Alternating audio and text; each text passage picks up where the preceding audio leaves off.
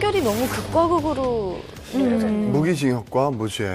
그러니까 그 당시에 그럼 1심에서 무기징역이었는데 왜 2심부터 무죄였을지를 보면은요. 재판부의 판단이 두 가지거든요. 첫 번째, 그 시간에 여자친구랑 같이 있었다는 증언이 있는데 정확히 사망 시간을 입증하기 어렵다는 거예요. 그러면은 여자친구랑 있던 시간에 사망을 한 건지, 그래서 여자친구가 영향을 끼쳤는지를 확인할 수 없다는 거였고, 두 번째는 졸레틸 여자친구가 구매한 거 인정이 됐습니다. 근데 법원에 어떻게 판단되느냐? 그 한 병이 치사량이 될 수 있을지에 대한 의문을 제기를 한 거예요. 그 한 병만으로 사람이 사망에 이를 것인지에 대해서. 네, 어쨌든 지금 A씨의 입장은 내가 무죄라는 판결을 받았음에도 B씨가 방송에서 내가 김성재를 살해한 것처럼 말했다. 이렇게 주장하고 계신 거죠? 네, 그렇습니다. 일단 이 A씨 측 변호사도 변론 기일에서 이렇게 이야기를 하는데요.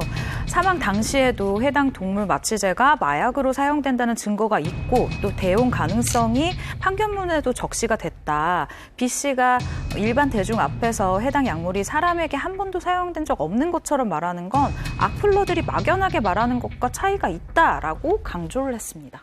네, 이제 반면 B씨의 대리인 측은요, 이 해당 약물이 김성재의 사망 당시에 마약류로 지정이 돼 있었는지 입증을 해달라면서 해당 약물이 독극물이 아니라고 주장하는 것인지도 밝혀달라고 요구를 하고 있거든요. 이 B씨는 학술적인 입장을 밝힌 거지 이렇게 A씨를 특정해서 얘기한 건 아니라는 입장입니다.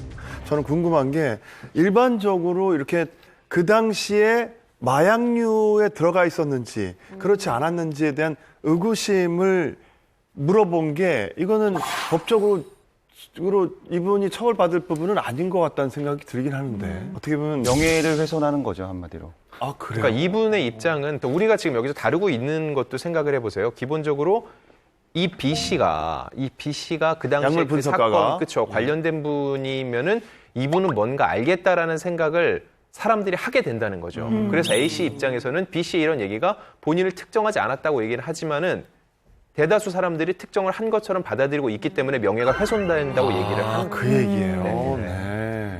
네, 그러고 보니까 그 지난해에도 이런 일이 있었죠. S채널 그것이 알고 싶다에서 김성재 사망 사건 편을 방송하려고 했는데 A씨가 방송으로 본인의 명예 등 인격 등을 침해할 여지가 있다며 법원에 방송 금지 가처분 신청을 내서 맞아요. 결국 방송이 불발된 적이 있었습니다. 굉장히 이례적인 일이었어요, 맞아요. 진짜. 많은 분들이 어떻게 개인이 한 방송을 막을까 했는데 실제로 방송이 불발됐어요. 제 기억에 2번이나 나왔던 것 같은데. 맞아요. 2번이었어요. 그렇죠. 예.